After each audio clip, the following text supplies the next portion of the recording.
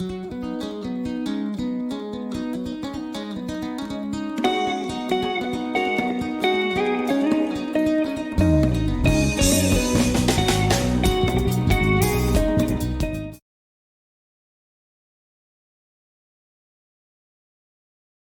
meaning of chemotherapy. So stages in development of cancer. So this just shows development of cancer. We have smooth muscle here. So these muscles, the smooth muscles are those ones. Now this cell, lymphatic vessel now is affected. These are cancerous cells. These are cancerous cells. Then respiratory epithelial cells. These are the epithelial cells, connective tissues. Now this is the cancer cells. Blood vessels, these are the blood, this is the blood vessel. So the tumor, now these cancerous cells have started multiplying here to form a tumor, which is a mass of cells, cancerous cells. Now that carcinoma of the lung. Now this one is the whole of this one shows cancer now. Cells has developed a very large mass of cells. So metastatic cell. So this cell is also now changing, has gone into is starting to spread. So you can say these cells are metastasizing. They want to spread to other parts. Here is the blood circulatory system. Causes of cancer. Let us look at causes of cancer. Number one, mutation. Mutation is one of the causes of cancer. Mutation is defined as a sudden change of the gene or chromosome number. So the number of chromosomes can be changed, and that one can also cause cancer. So certain environmental agents called carcinogens. So carcinogens are all those environmental factors that cause cancer. They are said to be carcinogenic in nature. So carcinogens are all those external factors that can cause cancer. These can cause mutation that can lead to cancer. So these factors cause mutation of pro-oncogenes and tumor suppressor genes. So the mutation of the two lead to failure to prevent the occurrence of what? Cancer. Examples of carcinogens include, what are some of these examples of the carcinogens? We have tobacco smoke. We have tobacco smoke. We have diet, some dietary carcinogens. These are the diet, the food that we take can also cause cancer. Pathogens. Pathogens, these are the microorganisms that has gained entry into our bodies. So these can most of the times cause cancer. For example, the human papilloma virus. This one causes cancer in female, especially this cancer, we call it anyway. We have the human papilloma virus, which causes cervical cancer. Radiations can also cause cancer. We have environmental and occupational chemicals. These are occupational chemicals, are chemicals that you are exposed to when you are working. We have physical and chemical agents that are causing cancer. Ultraviolet radiation. We have excessive exposure to ionizing radiation can increase risk of cancer, and unnecessary X-rays should be avoided. Sunbath. This one is when you are basking in the sun. Further sun exposure is a major factor in the development of melanoma cancer. So when you are exposed to sunlight radiations, you can have melanoma cancer. Excessive alcohol. When excessive taking of alcohol may lead to cancer of the mouth, throat, esophagus, larynx, and liver vein. Smoking. If you are smoking, in smoke we have tar and nicotine. So those ones can make the cells that were dividing normally to stop dividing. As a result, they may develop into cancer. Hereditary factors. These hereditary factors, sometimes these can be inherited from our parents. We have steroid hormones. Some hormones may be hereditary that leads to cancer. Population demographics. We have virus infection can also cause that. So we said being infected with a certain virus such as human papilloma virus, HPV, abbreviated as H. H there stands for human P papilloma V virus. Then we have hepatitis B and C, hepatitis B and hepatitis C, and human immunodeficiency virus, the HIV. All these increase the risk of some types of what? Cancer. Cancer itself is not contagious, meaning when you are maybe cannot spread through direct contact or any other means. A person cannot catch cancer from someone who has this disease. That's what we mean by contagious. Scientists also know that an injury or a bruise does not cause what? Cancer. When you have just a bruise, that one cannot cause what? Cancer. So we have here what we call the characteristics of cancer cells. So there are several characteristics of cancerous cells.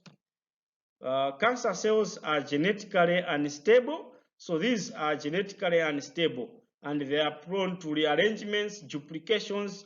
They duplicate themselves, meaning they multiply and increase.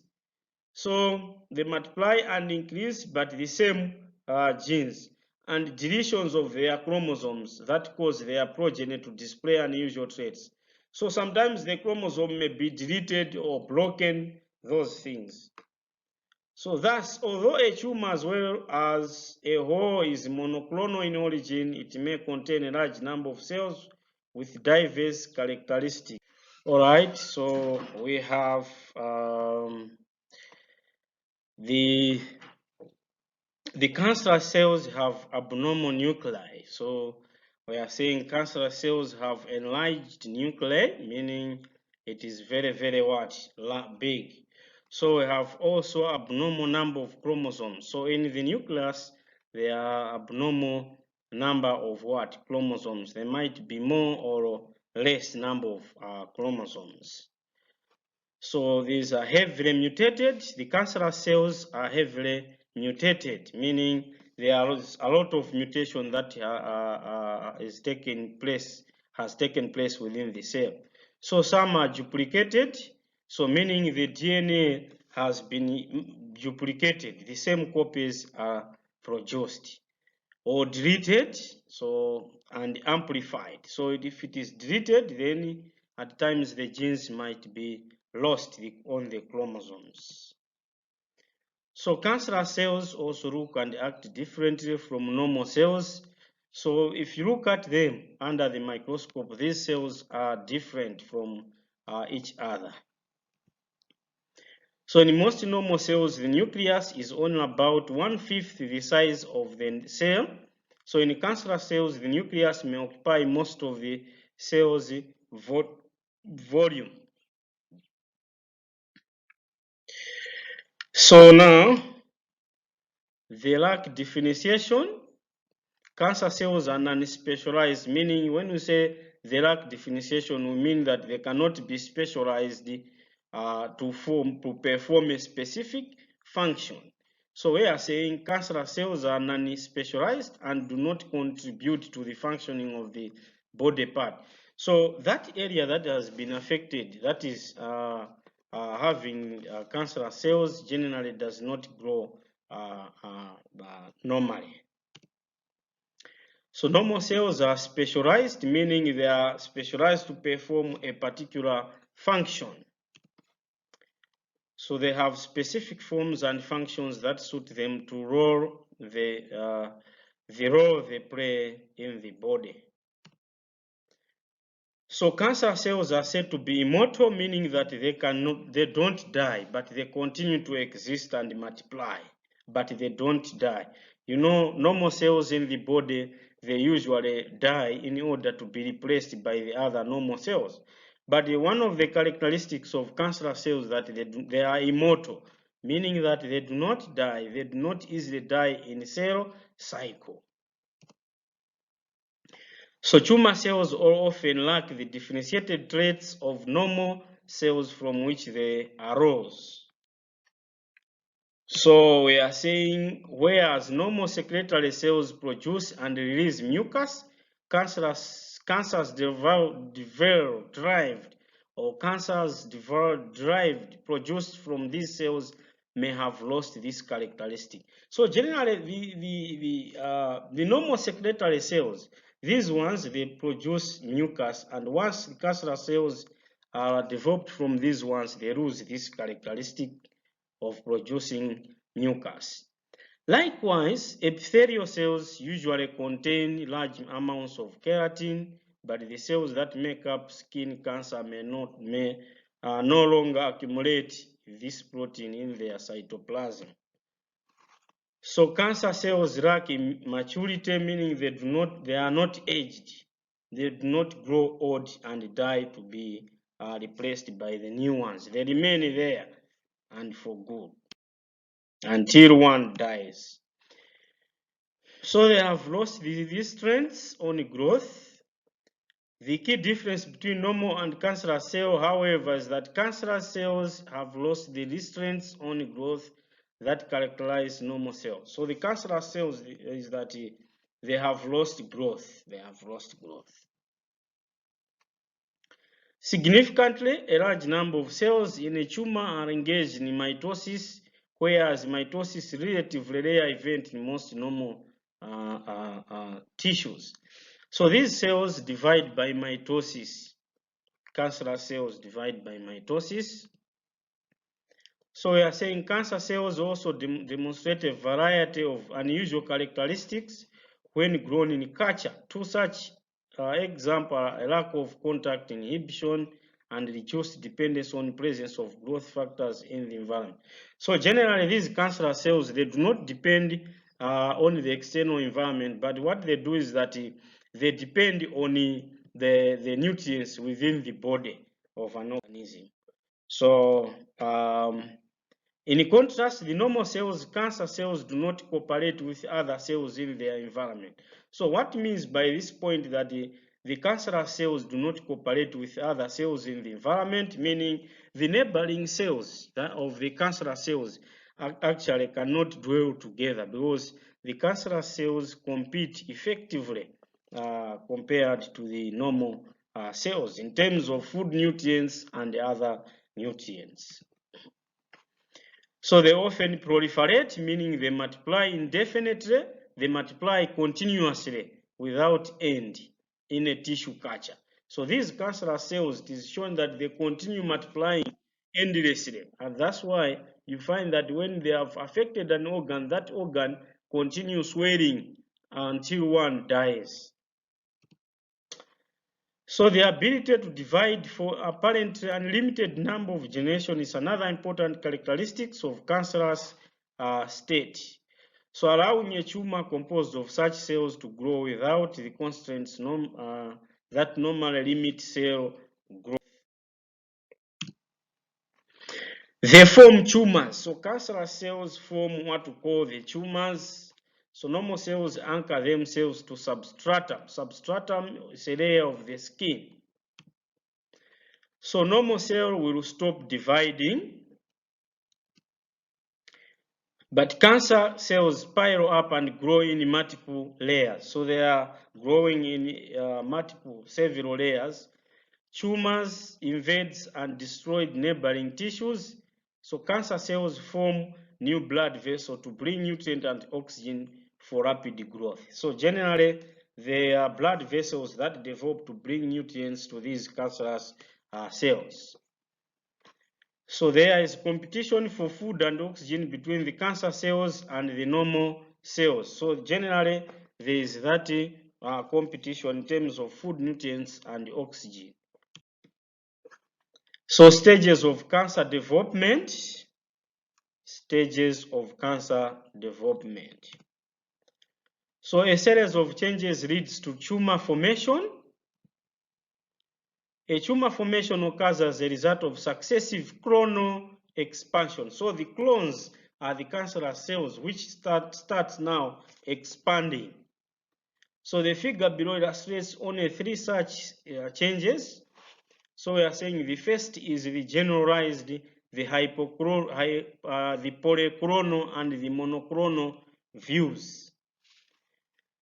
So the development of many cancers likely involves more than 3. So we are saying the polyclonal, this is where you have more cancerous cells. The monoclonal views, you only see maybe a few cells or one layer of cells.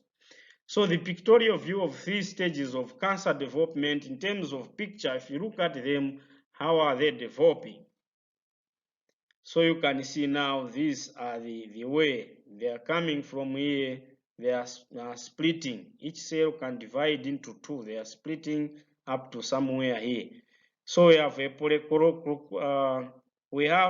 polyclonal view where you have different cells as you can view in this cells here. Here previously the cells are normal here, normal cells, or this layer is a normal tissue here. But now, once these cells have been undergone mutation, they develop into different cell types. So that's this one is a polyclonal type, a polyclonal tumor. Now, when we look at a monoclonal tumor, they show only one type of cell. One type of cells are produced. That's one is a monoclonal. Effects of cancerous cells. So the cancerous cells have different effects on our bodies.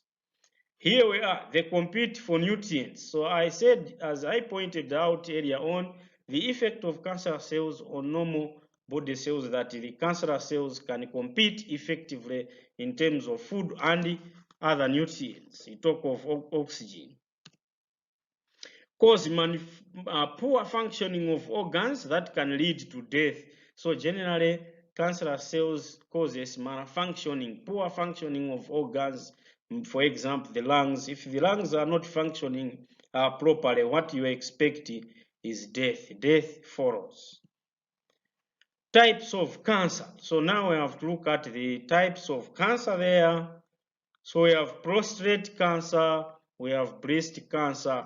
Prostate attacks the prostate glands.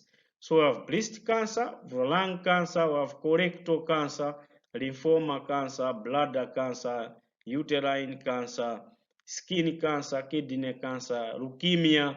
Leukemia is cancer of blood, pancreatic cancer, ovarian cancer, and stomach cancer. Lung cancer. So lung cancer begins in healthy mode. There are usually no symptoms or warning signs in the early stages of development. As it progresses, symptoms are typically non-specific and may include a cough that will not go away. So generally, a person coughs now and again. There are chest pains, especially during deep breaths, wheezing or shortness of breath, coughing up blood phlegm, and fatigue. We have brain cancer. So brain tumors can be malignant. This is to say they are cancerous or can be benign. That's non-cancerous. So they both affect children and adults. Malignant brain tumors don't often spread beyond the brain. So these cannot spread beyond the brain, the malignant brain cancer. However, other types of cancer have the ability to spread to the brain. Types of brain cancer include, so we have adult brain tumor, we have brain stem glioma, that's childhood.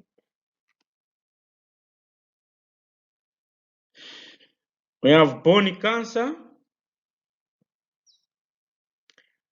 Bone cancer is relatively rare type of cancer that can affect both children and adults, but primarily affects children and teens. There are several types of bone cancer. The most Common types are Ewing's sarcoma, osteosarcoma.